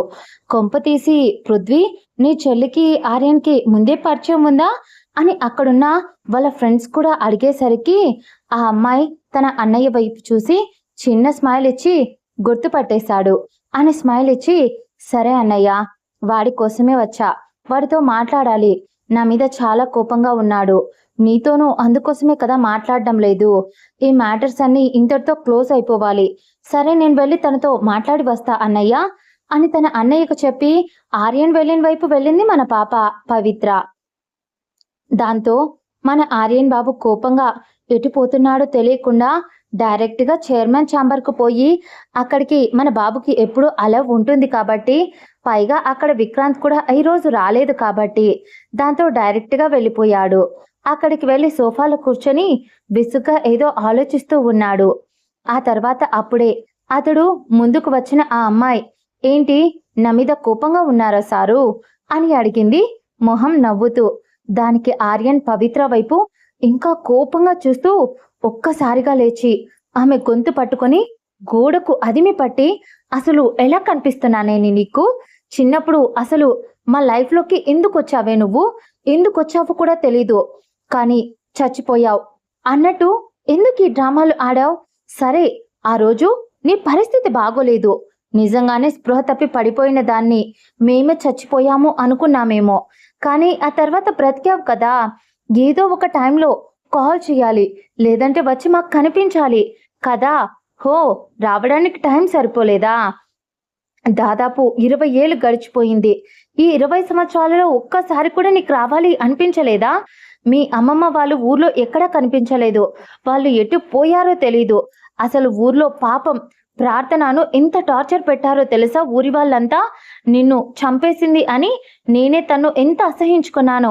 ఎంత కోపడ్డానో, దాన్ని ఎంత గారభంగా అపురూపంగా ఒక గాజు బొమ్మలా చూసుకున్నా, మా అమ్మలా నేను దానికి అంత నరకం చూపించాను అని అతడు చెప్తూ ఉంటే పవిత్ర కళ్ళల్లో కన్నీళ్లతో, నేను తప్పు చేశాను, కానీ కావాలని చెయ్యలేదు, నా చుట్టూ ఉన్న మనుషులు నన్ను నీ దాకా రానివ్వకుండా కట్టడి చేశారు, నా చుట్టూ ఉన్న సిచ్యువేషన్ అలా నన్ను చేశాయి, అందుకోసమనే కదా 2 ఇయర్స్ బ్యాక్ కొద్ది కొద్దిగా మీరు ఎలా ఉన్నారో తెలుసుకోవడానికి అన్నయ్యను మీ లైఫ్లోకి పంపించాను, మీ ఏ విషయాలు నాకు తెలియకుండా అయిపోయింది, అమ్మా నాన్న నన్ను బయటికి పంపించడం మానేశారు, కేవలం చదువు కోసం మార్నింగ్ వాళ్ళే తీసుకెళ్ళి సాయంత్రం వాళ్ళే తీసుకొస్తారు, కట్టుదిట్టమైన సెక్యూరిటీ మధ్యలో నీ ఊసు ఎత్తకూడదు, ఫోన్లో మీతో ఎవరితో మాట్లాడకూడదు, ఎంత నరకం అనుభవించానో నాకే తెలుసు, అసలు నిజం చెప్పాలంటే నేను చాలా అంటే చాలా మిస్ అయ్యాను మిమ్మల్ని, ప్రార్థనతో చేసిన అల్లరి, నీతో సరదా పనులు, విక్రాంత్ మీద అలగటం, మనం నలుగురం చాలా ఆడుకునే వాళ్ళం కదా, అవి ఏవీ నాకు గుర్తులేవు అని నువ్వు అనుకున్నావు, కానీ ప్రతి ఒక్కటి ప్రతి ఒక్కటి గుర్తుంది. అయినా నాకు అర్థం కానిది, అన్ని తప్పులు నావేనా? ఇప్పుడు నువ్వు సరే, నేను నీ దగ్గరికి వచ్చి నిజం చెప్పలేదు. మరి నువ్వు మాత్రం ప్రార్థన దగ్గర నిజం ఎందుకు దాచావు? అని కొంచెం గద్దించి, గద్దించి అడిగింది. దానికి మన బాబుగారు సైలెంట్ అయిపోతే, మన పాప ఉక్రోషంగా చూస్తూ, అందుకే నేను కూడా పరిస్థితుల కోసం సైలెంట్‌గా ఉన్నా. తప్పు చేసింది సొంతం మీ బాబాయ్. ఆస్తి నీ పేరు మీద, మీ అన్నయ్య పేరు మీద పోకూడదు అని వాళ్ళ అందరి బలహీనత నువ్వు. అందుకనే నిన్ను చంపాలి అనుకున్నారు మీ బాబాయ్. కానీ ప్రతి క్షణం ప్రార్థన నిన్ను ప్రొటెక్ట్ చేస్తూ వస్తుంది. ఒక్క క్షణం కూడా వదిలి ఉండేది కాదు చిన్నప్పుడు. ఆఖరికి నా మీద జలసీ అయ్యి మీకు దూరంగా ఉండమని నన్ను బెదిరించింది. అలాంటిది నిన్ను వదిలేసి ఉండగలిగేదా? అందుకే బయట ఆడుకుంటూ ఉన్నా తనకు కళ్ళల్లో మట్టి పడేలా చేసి, ఆ క్షణంలో మీ పిన్ని చేత తన కళ్ళలో డ్రాప్స్ వేయించి, ఆమెకు ఆ క్షణం వేసి, అంతకు ముందే నేను బావి దగ్గర ఆడుకుంటూ ఉంటే నన్ను మీ బాబాయ్ ఆయనే నన్ను నీళ్ళలో తోసేశారు. నేను అది చూశాను. తర్వాత ప్రార్థన అక్కడికి వచ్చేలా చేసి తనే చేసింది అని నిందను తనపై వేశారు. నేను బావిలో పడ్డాను. నన్ను బయటికి తీశారు. నాకు కొద్దిసేపు నిజంగానే ప్రాణం పోయింది. అసలు ఎందుకు బ్రతికానో నాకే తెలీదు. చనిపోయాను అని అందరూ అనుకున్నారు. కానీ హాస్పిటల్‌కి తీసుకెళ్తే అక్కడ వాటర్ ఎక్కువగా తాగడం వల్ల, ఇంకా భూమి మీద నూకలు ఉండడం వల్ల ఒకరి తప్పుని ఒకరి శిక్ష అనుభవించకూడదు అని ఆ దేవుడు అనుకున్నాడేమో. అందుకే నన్ను అప్పుడు బ్రతికించాడు. కానీ అమ్మ నాన్న ఎందుకో నా గురించి ఎవరికీ బయట చెప్పలేకపోయారు. వాళ్ళు కూడా భయపడ్డారు. కానీ మీ బాబాయ్, మీ పిన్నికి నేను బ్రతికి ఉన్నాను అని నిజం తెలిసింది. అందుకోసమని వాళ్ళు నన్ను వెతకడం కోసం చాలా ట్రై చేశారు. అప్పుడే అలా ట్రై చేయడంలోనే మా అమ్మమ్మ, తాతయ్యను చంపేశారు. మా అమ్మ నాన్న భయపడి నన్ను అక్కడ నుంచి ఎవరికీ తెలియకుండా, కనిపించకుండా వేరే స్టేట్‌కి తీసుకెళ్ళిపోయారు. భయపడిపోతూ ఎక్కడున్నామో ఎవ్వరికీ తెలియనేలేదు. అన్నయ్యను కూడా ఇక్కడికి రావడానికి ఒప్పుకోలేదు. కానీ వేరే చోట చదువుకుంటున్నాడు అని అబద్ధం చెప్పి అన్నయ్య హెల్ప్ అడిగి నీ దగ్గరికి పంపించా. నీ గురించి కనుక్కోమని చెప్పి నీతో ఫ్రెండ్‌షిప్ చేయించా. నీ ప్రతి ఒక్క మూమెంట్‌ని నేను గమనిస్తూనే ఉన్నా. అన్నయ్య నీకు ఫ్రెండ్ అయినప్పటి నుంచి అలాగే నీలో ఇప్పుడు కూడా నాకు నచ్చుతుంది ఏంటో తెలుసా? మీ బాబాయ్ తప్పు చేశాడు. మీ పిన్ని తప్పు చేసింది. ఇవన్నీ తెలిసినా కూడా మీరు ప్రియ మంచిది కాబట్టి తను నమ్మి మీతో పాటుగా మీ చెల్లిని ఉంచుకున్నారు. చూడు అది మీ క్యారెక్టర్. ఇక అమ్మా నాన్న భయం పోయింది. ఎందుకంటే మీరు మీ బాబాయ్ పిన్నికి సరైన శిక్ష వేశారు. నాకు తెలుసు ఇది కూడా ప్రార్థనకు తెలియకుండా మేనేజ్ చేస్తున్నారు అని. అలాగే ప్రార్థన ఇక్కడికి వచ్చింది అని తెలిసి నీ మీద ఎవరో అటాక్ చేస్తే, పక్కన కాలేజ్ వాళ్ళు అటాక్ చేయడానికి వస్తే వాళ్ళలో మీ బాబాయ్ మనిషిని గురించి నిన్ను చంపించాలి అని, మీ బాబాయ్ మనిషిని ఉంచి నిన్ను చంపించాలి అని ఆ రోజు కూడా మీ బాబాయ్ ట్రై చేశాడు. కానీ ఆ రోజు కూడా నిన్ను చంపడానికి ట్రై చేశారు. కానీ అక్కడ ప్రార్థన అడ్డుపడి నిన్ను కాపాడుకుంది. తను చాలా మంచిది. కానీ మీ విషయంలో చాలా పొసెసివ్‌గా ఉంటుంది. అది నాకు కూడా నచ్చింది. మీకు దూరంగా ఉన్నందుకు నన్ను చంపేశాను అని బాధతో తను చచ్చిపోవాలి అనుకుంది చూడు. అప్పటి నుంచి నేను కూడా ఇలా పిరికిదానిలా ఉంటే పని కాదు అని నేను చేయాల్సినంత వరకు చేస్తూనే ఉన్నా. ఇప్పుడు చెప్పు ఆర్యన్, నేను తప్పు చేశానా? నేను అని ఏదో ఆమె చెప్పబోతూ ఉంటే ఆర్యన్ ఆమె కళ్ళ వైపు ఒక క్షణం పాటు చూసి ఏం మాట్లాడకుండా అక్కడి నుంచి వెళ్ళిపోయాడు ఆర్యన్. ఆ తర్వాత ఆర్యన్ వెళ్ళిపోయిన తర్వాత పవిత్ర ఆ రోజు సాయంత్రం తన అన్నయ్య పృథ్వీని తీసుకొని విక్రాంత్ ఇంటికి వెళ్ళింది. ఇప్పుడు ప్రార్థన అక్కడే ఉంటూ ఉంది. వెళ్ళి పృథ్వీ వాళ్ళ ఇంటి కాలింగ్ బెల్ కొట్టాడు. ఇంట్లో విక్రాంత్ ఉండడంతో అతడే వెళ్ళి డోర్ ఓపెన్ చేశాడు. ఎదురుగా అక్కడ పృథ్వీని చూసి ఒక క్షణం కొంచెం కోపంగా, కొంచెం చిర్రులో చూశాడు. మళ్ళీ అప్పుడే పవిత్ర కూడా కనిపించేసరికి విసుగ్గా మొహం పెట్టి సైలెంట్గా ఉండేసరికి పవిత్ర ముందుకు వచ్చి, సారీ, నేను ఏది కావాలని చేయలేదు. మా పేరెంట్స్ ఒకవైపు, మీ బాబాయ్ వాళ్ళు ఇంకోవైపు మా ఫ్యామిలీని ఎక్కడికక్కడ కట్టేశారు. కానీ ఇక నా మీద నాకే విరక్తి వచ్చిన క్షణాన నా భయాన్ని మళ్ళీ వదిలేసి మళ్ళీ మీ జీవితంలోకి నేను రావాలి అని డిసైడ్ అయ్యి ధైర్యం చేసి ఫస్ట్ రావడమే ప్రార్థన దగ్గరికి వెళ్ళాను. అలాంటి సిచ్యువేషన్లో ప్రార్థనను చూసి తట్టుకోలేకపోయా. సారీ విక్రాంత్, నేను ఏది కావాలని చేయలేదు. నాకిప్పటికి కూడా మన పాత జ్ఞాపకాలు అన్నీ గుర్తున్నాయి. ముఖ్యంగా నాకు ప్రార్థనతో ఫ్రెండ్‌షిప్ చేయడం చాలా ఇష్టం. అలాగే ఆర్యన్ అన్న కూడా ఇంకా ఇష్టం. మీరన్నా కూడా చాలా అభిమానం. ఇక ఇంతకన్నా నేను ఏది చెప్పలేను అని ఆమె అంటూ ఉంటే విక్రాంత్‌కి తెలుసు. ఆర్యన్ పవిత్రను చిన్నప్పుడే ఇష్టపడ్డాడు. దానివల్ల అతడు తన అమ్మలా చూసుకుంటున్న ప్రార్థనను కూడా దూరం పెట్టాడు. అందుకోసమనే ఇక ఎలాగో పరిస్థితులు సద్దుమణిగాయి. తన ప్రేమ తన దగ్గరికి వచ్చేసింది. ఇప్పుడు ఈ ప్రాబ్లమ్స్ అన్నీ ఎందుకు అని సరే లోపలికి రా అని చెప్పి దారి ఇచ్చాడు. పవిత్ర మెల్లగా తన అన్నయ్య పృథ్వీతో కలిసి లోపలికి అడుగుపెట్టింది. అదే క్షణంలో హాల్లో టీవీ చూస్తున్న మన ప్రార్థన పాప చూసి పరిగెత్తుకుంటూ వచ్చి హగ్ చేసుకుంది పవిత్రని. పవిత్ర ఎలా ఉన్నావు అని సంతోషంగా అడిగింది. పవిత్ర కూడా తన్ని హత్తుకుంటూ నేను బాగున్నాను. నేను ఎవరికైనా ఎక్కువగా సారీ చెప్పాలి అంటే కేవలం నీకు మాత్రమే ప్రార్థన అంటూ ఇద్దరు ఒకరికొకరు హక్ చేసుకున్నారు. పృథ్వీ ఇన్ని రోజులుగా పక్కనే ఉండి కూడా నిజాన్ని చెప్పనందుకు విక్రాంత్‌కి సారీ చెప్పాడు. విక్రాంత్ సరే అన్నట్టు తల ఊపాడు. అలా గడిచిపోయిన వాటి గురించి కన్నా భవిష్యత్తు గురించి ఇక ఆలోచించాలి అనుకున్నారు. చాలాసేపు పవిత్ర, ప్రార్థన ఇద్దరూ మాట్లాడుకొని తర్వాత ప్రార్థనకు జాగ్రత్తలు చెప్పి పవిత్ర వెళ్ళిపోయింది. వెళ్తూ వెళ్తూ ప్రార్థనకు చెప్పింది, నేను కూడా మీ కాలేజీలో జాయిన్ అయ్యా.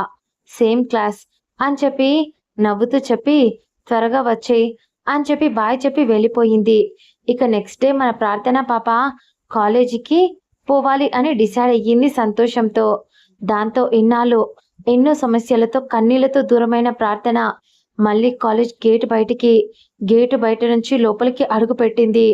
ఆమె పక్కనే పవిత్ర కూడా ఉంది. కాలేజ్ మెట్ల దగ్గరికి వచ్చేసరికి ప్రార్థన ఒకసారి ఆగి చుట్టూ చూసింది. ఇదే కాలేజ్. ఇక్కడే తన జీవితంలో ఎన్నో అందమైన జ్ఞాపకాలు మొదలయ్యాయి. అదే సమయంలో వెనక నుంచి విక్రాంత్ గొంతు వినిపించింది.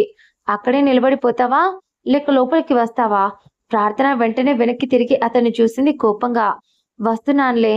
వస్తున్నావు కాబట్టే నేను ఇక్కడి వరకు వచ్చాను. లేకపోతే నిన్ను నమ్మి పంపిస్తే మళ్ళీ ఏదో ఒక సమస్య తెచ్చుకుంటూనే ఉంటావు అని అతడు అనేసి చాలా సీరియస్గా అతడు చెప్పడంతో ప్రార్థన ముఖం చిన్నపోయింది. ఇంత జాగ్రత్తలు ఎందుకు చెప్తున్నావు? ఎందుకంటే నువ్వు జాగ్రత్తగా ఉండాలి కాబట్టి. నేను చాలా జాగ్రత్తగా ఉంటాను అని అనింది మన పాప. దాంతో అతడు అవునా? అవును అంది. అయితే నేను రాత్రి టాబ్లెట్స్ వేసుకున్నావా? ప్రార్థన నోరు మూసుకుంది. అది నుసుకుతూ ఏంటి మర్చిపోయావు కదూ? విక్రాంత్ కనుబొమ్మలు పైకెత్తాడు. చూసావా, అందుకే నిన్ను ఒంటరిగా పంపించడం నాకు ఇష్టం ఉండదు. ప్రార్థన అతన్ని కోపంగా చూస్తుంది. ఇక్కడ అందరి ముందు పరువు తీయకు అంది. విక్రాంత్ చిన్నగా నవ్వాడు. ఇంకా ఏం చేయలేదు. ఇంతకీ ఏం చేయబోతున్నావు అని డౌట్గా అడిగింది. అది క్లాస్లో తెలుస్తుంది మేడం అని చెప్పి అతను ముందుకు నడిచాడు. ప్రార్థన మాత్రం అతని వెనక నడుస్తుంది. ఇంటికి రా, నీ సంగతి చెప్తా అని మనసులోనే తిట్టుకుంది. ఆమెకు తెలియదు తన మనసులో అనుకున్న మాటలన్నీ విక్రాంత్ ముఖంలో కనిపిస్తున్న చిరునవ్వుకు అర్థమవుతున్నాయని. విక్రాంత్ కాలేజ్ చైర్మన్ అయినా కూడా ప్రతిరోజు ఉదయం ఓ క్లాస్ మాత్రం స్వయంగా అతడే తీసుకునేవాడు. ఆ రోజు కూడా క్లాస్లోకి వచ్చి బోర్డు మీద ఏదో రాస్తూ ఉన్నాడు. స్టూడెంట్స్ అంతా సైలెంట్గా కూర్చున్నారు. ప్రార్థన మాత్రం చివరి బెంచ్ దగ్గర కూర్చొని అతని వైపే చూడకుండా కావాల్సింది అతన్ని ఉడికిస్తూ నటిస్తోంది. విక్రాంత్ ఒకసారి ఆమె వైపు చూశాడు. ప్రార్థన ముఖం కోపంతో కొంచెం సిగ్గుతో ఎర్రపడింది. అయినా సిగ్గులేదు, అలాగే చూస్తున్నాడు. దాంతో చాలా ఇబ్బందిగా ఉంది ఆమెకు. ఆయన చూడడం చూసి క్లాస్ అంతా నా వైపు చూసి నవ్వుకుంటున్నారు అని తిట్టుకుంటూ అలా ఉంటే కాదు అని చెప్పి ధైర్యం చేసి, సార్ నన్ను అందరి ముందు ఎందుకు ఏడిపిస్తున్నారు? నేనేం చేశాను అని అడిగింది మన పాప. జస్ట్ క్లాస్ మొత్తాన్ని చూస్తూ ఉన్నా అంతే కదా అని క్లాస్లో ఉన్న వాళ్ళ వైపు చూసి ఏమైంది గాయస్ అని అడిగాడు. క్లాస్లో ఉన్న వాళ్ళంతా ఒకరి ముఖం ఒకరు చూసుకొని అవును అన్నట్టు నవ్వుకున్నారు. విక్రాంత్ ప్రార్థనల మధ్య ఏదో ఉంది అని వాళ్లకు అప్పటికే అర్థమైపోయింది. ప్రార్థన మాత్రం అతని వైపు కోపంగా చూస్తూ ఇంటికి రాని సంగతి చెప్తా అని మనసులో మరోసారి అనుకుంది. విక్రాంత్ ఆమె వైపు చూసి చిన్నగా నవ్వాడు. ఆమె మనసు చదివినట్టే ఉంది. అదే సమయంలో పవిత్ర క్లాస్ రూమ్ తలుపు దగ్గర కనిపించింది. ఆమె ఇంతసేపు ఆర్యన్ బాబును చూడడం కోసం వెతుకుతూ ఉంది. అందువల్లే ఆలస్యం అయ్యింది.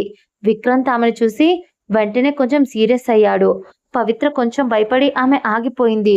దాంతో మెల్లగా సార్ లోపలికి రావడం కోసం అన్నట్టు అడిగింది. దాంతో దాంతో విక్రాంత్ కోపంగా ఏంటి ఇంత లేట్ ఎందుకు అని అడిగాడు. మన పాప సమాధానం చెప్పలేదు. దాంతో బాబుకు కోపం వచ్చి పోయి గ్రౌండ్లో ఒక రౌండ్ వేయి అని చెప్పి డిసిప్లినే లేదు అని ఆమెను తిట్టి ఆమె నోరు మూసుకొని బయటికి వెళ్ళింది. ప్రార్థన మాత్రం నవ్వును ఆపుకోలేకపోయింది. కొద్దిసేపటికి పవిత్ర గ్రౌండ్కి వెళ్ళి నిలబడింది. వెంటనే ప్రార్థన కూడా ఆమె దగ్గరికి వెళ్ళింది. ఇద్దరు ఒకరినొకరు చూసుకొని చిన్నగా నవ్వుకున్నారు. ఎందుకంటే విక్రాంత్ ఆమెను కూడా పంపించేశారు. అలా నవ్వుకుంటూ చాలాసేపు ఇద్దరు మాట్లాడుకుంటూ ఉన్నారు. పాపం లెక్చర్ సార్ అని అలా ఏదేదో మాట్లాడుకుంటూ ఉన్నారు. అతను నన్ను అందరి ముందు ఏడిపించాడు అని ప్రార్థన చెప్తుంటే అది ప్రేమతోనే కదా, నువ్వు కూడా అతని వైపే చూస్తూ ఉన్నావు కదా. అలా ఇద్దరు చిన్నపిల్లల గొడవ పడుతూ కూర్చున్నారు. అలా కూర్చున్న వాళ్ళ దగ్గరికి కొద్దిసేపటికి విక్రాంత్ వచ్చాడు. మిమ్మల్ని ఇద్దరిని పనిష్మెంట్ తీసుకోమని చెప్పా, ఇక్కడ కూర్చొని గాసిప్స్ మాట్లాడుకుంటూ పిక్నిక్ కి వచ్చారా?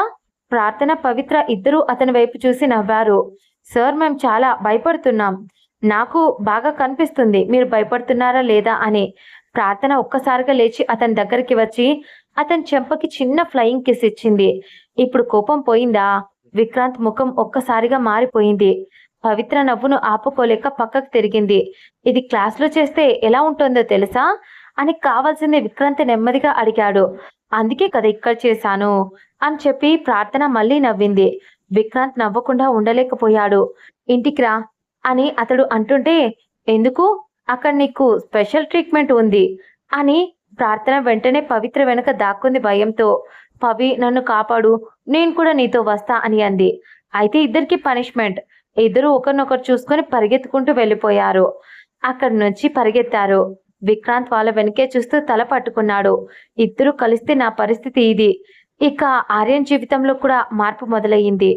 పవిత్ర తన జీవితంలోకి తిరిగి వచ్చినప్పటి నుంచి అతను బయటికి ఎంత కోపంగా కనిపించినా లోపల మాత్రం ఆమెను దూరంగా చూడలేకపోతున్నాడు. ఒకరోజు కాలేజ్ కారిడార్లో పవిత్ర చేతిలో బుక్స్ పట్టుకొని నడుస్తూ ఉండగా ఎదురుగా ఆర్యన్ వచ్చాడు. పవిత్ర అతన్ని చూసి ఆగింది. ఆర్యన్ అతడు ఆమె పిలిచినా విన్నట్టు ముందుకు వెళ్ళబోయాడు. పవిత్ర అతని చేతిని పట్టుకుంది. ఒక్క క్షణం ఆర్యన్ ఆమె వైపు చూశాడు. ఏంటి నాతో ఎందుకు మాట్లాడడం లేదు అని అడిగింది. మాట్లాడిన అవసరం లేదు కదా, నాకు ఉంది అని అంది. అతను ఏం మాట్లాడలేదు. నేను నిన్ను ఇంతకాలం దూరం పెట్టాను కదా, అయినా నువ్వెందుకు నన్ను వదిలిపెట్టలేదు అని అడిగింది పవిత్ర. పవిత్ర కళ్ళలో నీళ్లు చేరాయి. ఎందుకంటే చిన్నప్పటి నుంచి నిన్ను వదలడం నాకు రాదు కాబట్టి. ఆర్యన్ కళ్ళలో ఒక్కసారిగా బాధ కనిపించింది. పవిత్ర నాకు మొత్తం గుర్తుంది ఆర్యన్. నేను ఎవరో, ఎందుకు దూరమయ్యాను, ఏ పరిస్థితుల్లో దూరమయ్యానో అన్నీ తెలుసు. కానీ నీ దగ్గరికి రావడానికి నాకు ధైర్యం లేకపోయింది ఆర్యన్ అని చెప్పింది. ఆర్యన్ నెమ్మదిగా ఆమె దగ్గరికి వచ్చాడు. నాకు మాత్రం ఒక విషయం తెలుసు అని చెప్పాడు. ఏంటి? నువ్వు ఎంత దూరం వెళ్ళినా నా మనసు మాత్రం నేను ఎక్కడికి వెళ్ళనివ్వలేదు. పవిత్ర కళ్ళలో నీళ్లు తిరిగాయి. ఆర్యన్ ఆమె కన్నీళ్లను వేలితో తుడిచాడు. ఇక మీదట నువ్వెక్కడికి వెళ్ళకు, నన్ను మళ్ళీ దూరం పంపించేస్తావా అని. పంపను, ప్రామిస్ అంటూ ఆర్యన్ ఆమె చేతిని పట్టుకొని ప్రామిస్ అన్నాడు. ఎన్నో సంవత్సరాలుగా ఇద్దరి మధ్య ఉన్న దూరం ఒక్క క్షణంలో కరిగిపోయింది. అదే సమయంలో దూరంగా నిలబడి ఉన్న ప్రార్థన వాళ్ళని చూసి చిరునవ్వు నవ్వింది. ప్రార్థన, విక్రాంత్ ఆమె పక్కన నిలబడి మన పని అయిపోయినట్టుంది, వాళ్ళ పని వాళ్ళిద్దరిని కలపడం, మన పని వాళ్ళిద్దరిని కలపడం. ప్రార్థన అతని వైపు చూసి మన పెళ్లి ఎప్పుడు? విక్రాంత్ కాసేపు ఆమెను చూసి అది నువ్వే చెప్పాలి మేడం. ప్రార్థన సిగ్గుతో తలదించుకుంది. కొంతకాలానికి పృథ్వీ ప్రియల పెళ్లి జరిగింది. పెళ్లి మండపంలో అందరూ సంతోషంగా ఉన్న ప్రియ మనసులో మాత్రం బాధ ఉంది. తన తండ్రి చేసిన తప్పులు పవిత్ర జీవితాన్ని నాశనం చేయాలి అని ప్రయత్నించిన విషయం, ఆర్యన్ని చంపించాలని మనుషులు పెట్టిన విషయం, ఇవన్నీ గుర్తొచ్చినప్పుడల్లా ఆమెకు తన కుటుంబం మీద అసహ్యం కలిగేది.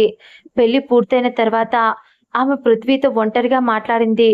పృథ్వీ, ఏంటి ప్రియా నేను మీ అందరి జీవితాల్లో ఇంకో సమస్యగా ఉండకూడదు పృథ్వీ. ఆమె చేతిని పట్టుకున్నాడు. నువ్వు సమస్య కాదు ప్రియా. కానీ నా నాన్న చేసిన తప్పుల వల్ల అది తప్పు కాదు. ప్రియా కళ్ళల్లో నీళ్లు ఉన్నాయి. నేను వాళ్ళలా ఉండను. నా వల్ల నా అన్నయ్యలకు, పవిత్ర, ప్రార్థనలకు ఎప్పుడు సమస్య రాకూడదు. పృథ్వీ ఆమె కన్నీళ్లు తుడిచాడు.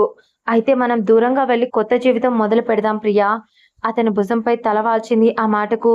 నువ్వు నాతో వస్తావా అని అడిగింది. నువ్వు ఎక్కడికి వెళ్తే అక్కడికి వస్తా. ఆ మాట విన్న ప్రియా మొదటిసారి మనస్ఫూర్తిగా నవ్వింది. ఇక ప్రియా తల్లిదండ్రులకు చేసిన తప్పులకు చట్టపరమైన శిక్ష తప్పలేదు. పవిత్రను చిన్నప్పుడు బావిలోకి తోసి చంపాలి అని ప్రయత్నించిన విషయం, ఆర్యన్ను హత్య చేయించేందుకు మనుషులను పెట్టిన విషయం, ఆస్తి కోసం చేసిన కుట్రలన్నీ బయటపడ్డాయి. వారి వారి ఆస్తిలో పెద్ద భాగం కోర్టు ఆదేశాలతో స్వాధీనం చేయబడింది. కానీ విక్రాంత్ ఒక నిర్ణయం తీసుకున్నాడు. వాళ్ళని కేవలం జైల్లో పెట్టడం కంటే వాళ్ళని నాశనం చేయాలనుకున్న జీవితాల విలువ వాళ్ళకు తెలిసేలా చెయ్యాలి.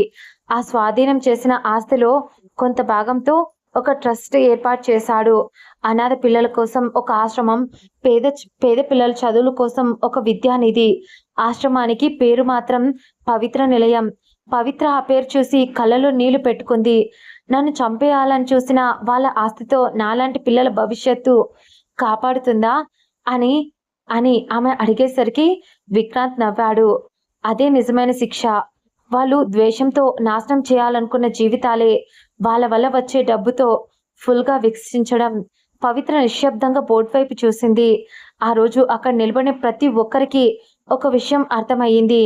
చెడుకు ప్రతీకారం తీర్చుకోవడం కంటే ఆ చెడు వల్ల నాశనం కావాల్సిన జీవితాలను కాపాడడమే గొప్ప విజయం. రోజులు గడిచిపోయాయి. ఎగ్జామ్స్ పూర్తయ్యాయి. ఫలితాలు వచ్చాయి. ప్రార్థన మంచి మార్కులతో పాస్ అయ్యింది. పవిత్ర కూడా మంచి మార్కులతో పాస్ అయ్యింది. ఆ రోజు కాలేజీ ప్రాంగణంలో అందరూ ఒక చోట చేరారు. విక్రాంత్ చేతిలో ఒక చిన్న బాక్స్ పట్టుకొని వచ్చాడు. ప్రార్థన ఏంటి ఇది అనేసరికి నీ రిజల్ట్ చూసావా అని అడిగారు. చూశాను, ఎలా ఉంది అనేసరికి నువ్వు ఊహించిన దానికంటే బాగుంది. ప్రార్థన ఆనందంతో అతన్ని చూసింది. నిజంగానా? అవును అన్నాడు విక్రాంత్. దాంతో నా గిఫ్ట్ ఏంటది? విక్రాంత్ ఆమె చేతిలో చిన్న బాక్స్ పెట్టాడు. తెరిచి చూసేసరికి లోపల వెండి గజ్జలు ఉన్నాయి. ఇది నువ్వు నడిచే ప్రతిసారి నాకు వినిపించాలి. ప్రార్థన సిగ్గుతో నవ్వింది. నేను నడుస్తున్నానని తెలుసుకోవడానికి ఇంత అవసరమా? నువ్వెక్కడున్నా నాకు తెలియాలి. అంత ప్రేమ నువ్వంటే. విక్రాంత్ దగ్గరికి వచ్చి, నువ్వు నా జీవితంలోకి వచ్చినప్పటి నుంచి నాకు ప్రశాంతంగా నిద్రపోయిన రోజు ఒక్కటి లేదు. ప్రార్థన ముఖం చిట్లించింది. అంటే నేను నీకు ఇంత ఇబ్బంది పెట్టానా అని అడిగింది. అయితే నన్ను పెళ్లి చేసుకోవద్దు అని అంది. విక్రాంత్ వెంటనే ఆమె చేతిని పట్టుకున్నాడు. అది మాత్రం కుదరదు. ప్రార్థన నవ్వింది. ఎందుకంటే నా జీవితంలో నువ్వు ఇచ్చిన ఇబ్బందులు నాకు దొరికిన అందమైన బహుమతులు. ప్రార్థన కళ్ళలో ఆనంద బాష్పాలు చేరాయి. అదే సమయంలో మరోవైపు ఆర్యన్ పవిత్రను పిలిచాడు. పవి, హా చెప్పు, నాతో ఒక చోటికి వస్తావా అని అడిగాడు. ఎక్కడికి? చూస్తే తెలుస్తుంది పదా అన్నాడు. అతను ఆమెను కాలేజ్ టెర్రస్ పైకి తీసుకెళ్లాడు. అక్కడ చిన్నగా అలంకరించి ఉంది. పవిత్ర ఆశ్చర్యంగా చూసింది. ఇదంతా ఎందుకు? ఆర్యన్ ఆమె చేతిలో ఉన్న చిన్న బాక్స్ పెట్టాడు. తెరువు అన్నాడు. ఆమె తెరిచింది. లోపల ఒక చిన్న పెండెంట్ ఉంది. దానిపై చిన్న అక్షరాలతో P&A అని ఉంది. పవిత్ర కళ్ళలో ఆనందం మెరిసింది. ఇదెప్పుడు చేయించావు? నువ్వు నన్ను మళ్ళీ వదిలి వెళ్ళిపోతావేమో అని భయపడ్డం. ఆపిన రోజే చేయించా అని అన్నాడు. అది ఎప్పుడు? నువ్వు నా చేతిని పట్టుకొని ప్రామిస్ చేశావు కదా, ఆ రోజు. పవిత్ర అతని వైపు చూసింది. ఆర్యన్ అతను ఆమె నుదుటిపై ముద్దు పెట్టాడు. చిన్నప్పటి నుంచి నేను ఇష్టపడ్డాను పవి. కానీ నా కోపం, నా బాధ, నా ప్రేమ కంటే పెద్దదైపోయింది. ఇప్పుడు అర్థమైంది. నిన్ను కోల్పోయిన రోజులు నా జీవితంలో వృధా అయిన రోజులు. పవిత్ర అతన్ని గట్టిగా కౌగిలించుకుంది. ఇక ఒక్కరోజు కూడా వృధా చెయ్యను. కొన్ని నెలల తర్వాత ఒకే మండపంలో 2 జంటలకు పెళ్లి నిశ్చయించారు. ప్రార్థన, విక్రాంత్, పవిత్ర, ఆర్యన్. చుట్టూ 2 కుటుంబాలు. ఎన్నో సంవత్సరాల తర్వాత అందరి ముఖాల్లో నిజమైన ఆనందం. ప్రార్థన తండ్రి తన స్నేహితుడిని చూసి కళ్ళల్లో నీళ్లు పెట్టుకున్నాడు. ఇన్ని సంవత్సరాలు నా కూతురు మీద పడిన నింద కూడా ఈ రోజుతో పూర్తిగా పోయింది. అతని స్నేహితుడు అతని భుజంపై చెయ్యి వేసి, మన పిల్లలు మనకంటే గొప్ప మనుషులయ్యారు. మన మధ్య ఉన్న గొడవల్ని వాళ్ళు ప్రేమతో ముగించారు. అదే సమయంలో విక్రాంత్ ప్రార్థన వైపు చూశాడు. ఏం చేస్తున్నావు? నా భార్యను చూస్తున్నా. ఇంకా కాలేదు కదా. ఇంకేముంది, ముహూర్తం దగ్గరలోనే ఉంది కదా అన్నాడు. ప్రార్థన సిగ్గుతో తల దించుకుంది. అక్కడే పవిత్ర ఆర్యని చూసి, ఏంటి చూడు, వాళ్ళు మనకంటే ముందే రొమాన్స్ చేస్తున్నారు అని అంది. ఆర్యన్ నవ్వుతూ, మన పెళ్లి అయిపోయిన తర్వాత నీకు తెలుస్తుందిలే అని అన్నాడు. ఏంటి అంది. ఎవరు ఎక్కువ రొమాన్స్ చేస్తారో అని. అయ్యో అంటూ పవిత్ర నవ్వింది. దాంతో అందరూ టైం అవ్వడంతో విక్రాంత్ ప్రార్థనల పెళ్లి జరిగింది. తాళి కట్టే క్షణంలో ప్రార్థన కళ్ళలో నీళ్లు తిరిగాయి. విక్రాంత్ నెమ్మదిగా అడిగాడు, ఎందుకు ఏడుస్తున్నావు అని. ఇన్ని రోజులు నువ్వు నన్ను ఏడిపించినందుకు. అతను నవ్వాడు. ఇక నుంచి ఏడిపించానులే అన్నాడు. నిజమా? చాలా ముఖ్యమైన సందర్భాల్లో మాత్రమే. విక్రాంత్ అతను నవ్వుతూ ఆమె మెడలో తాళి కట్టాడు. అదే సమయంలో ఆర్యన్ పవిత్ర మెడలో తాళి కట్టాడు. 2 కుటుంబాల నుండి పూల వర్షం కురిసింది. ప్రార్థన తన కన్నీళ్లు తుడుచుకుంటూ పవిత్రను కూడా చూసింది. పవిత్ర కూడా నవ్వుతూ ఆమెను చూసింది. చిన్నప్పుడు విడిపోయిన 2 స్నేహాలు, పరిస్థితులు దూరం చేసిన 2 జీవితాలు ఈరోజు ఒకే మండపంలో మళ్ళీ కలిశాయి. రాత్రి పెళ్లి హడావిడి మొత్తం ముగిసిపోయింది. ప్రార్థన బాల్కనీలో నిలబడి బయటికి చూస్తోంది. వెనుక నుంచి విక్రాంత్ వచ్చి ఆమె పక్కన నిలబడ్డాడు. ఏం ఆలోచిస్తున్నావు మేడం అన్నాడు. ఏం కాదు, నాకు చెప్పకుండా ఏం ఉండదులే, చెప్పు అన్నాడు. ప్రార్థన అతని వైపు తిరిగి, మన కథ ఇంత దూరం వస్తుందని ఎప్పుడైనా అనుకున్నావా అని అడిగింది. విక్రాంత్ తల ఊపాడు. లేదు అన్నట్టు. అయితే ఒకటి మాత్రం అనుకున్నాను. ఏంటి అని అంది. నిన్ను మొదటిసారి చూసినప్పుడే నువ్వు నా జీవితంలో ఎప్పటికీ ఉండిపోతావని చెప్పి డిసైడ్ అయ్యా. దాంతో ప్రార్థన నవ్వింది. అప్పుడు నేను నీకు నచ్చానా? నచ్చావు అంది. ఎంత? విక్రాంత్ ఆమె చేతిని పట్టుకున్నాడు. నువ్వు నన్ను ఎంతగా ఇబ్బంది పెట్టావు అని అంది. అంతకంటే ఎక్కువగా ప్రేమించాను మేడం అన్నాడు. ప్రార్థన నవ్వుతూ అతని భుజంపై తల వాల్చింది. అదే సమయంలో మరో బాల్కనీలో ఆర్యన్ పవిత్ర కూడా నిలబడి ఉన్నారు. పవిత్ర అతని భుజంపై తల పెట్టి ఆర్యన్ అని పిలిచింది. చెప్పు, నేను ఎక్కడికి వెళ్ళను. ఆర్యన్ ఆమె చేతిని గట్టిగా పట్టుకున్నాడు. నువ్వు వెళ్ళాలనుకున్నా కూడా నేను పంపించనులే అని చెప్పాడు. ఎందుకు? ఎందుకంటే ఇన్నాళ్ళు నిన్ను కోల్పోయాను. ఇక మిగిలిన జీవితం అంతా నిన్ను చూసుకుంటూ గడిపేయాలి. దాంతో పవిత్ర చిన్న స్మైల్ ఇచ్చి అతని చేతిని తన చేతిలోకి తీసుకుంది. దూరంగా 2 జంటల వైపు చూసిన చంద్రుడు కూడా ఆ రాత్రి వాళ్ళ ఆనందానికి సాక్షిగా నిలిచాడు. ఎప్పుడో ద్వేషంతో విడిపోయిన మనుషుల మధ్య ప్రేమ మళ్ళీ ఒక వంతెన కట్టింది. ఎప్పుడో నింద మోసిన వాళ్ళ జీవితాల్లో నిజం వెలుగునిచ్చింది. ఎప్పుడే ప్రాణాల కోసం పోరాడిన వాళ్లకు ఇప్పుడు ఒకరికొకరు జీవితంగా మారే అదృష్టం దక్కింది. ప్రార్థనకు విక్రాంత్ దొరికాడు. పవిత్రకు ఆర్యన్ దొరికాడు. చెల్లెలకు తన ప్రేమ దొరికింది. స్నేహానికి మళ్ళీ ప్రాణం వచ్చింది. కుటుంబాలకు మళ్ళీ నవ్వులు వచ్చాయి. మరి ఈ కథ ప్రేమ గెలిచిందని కాదు, ప్రేమ ఉన్న చోట అన్నీ ఉంటాయి అని చెప్పడం కోసం. Bye bye. మళ్ళీ ఇంకో అందమైన కథతో కలుసుకుందాం.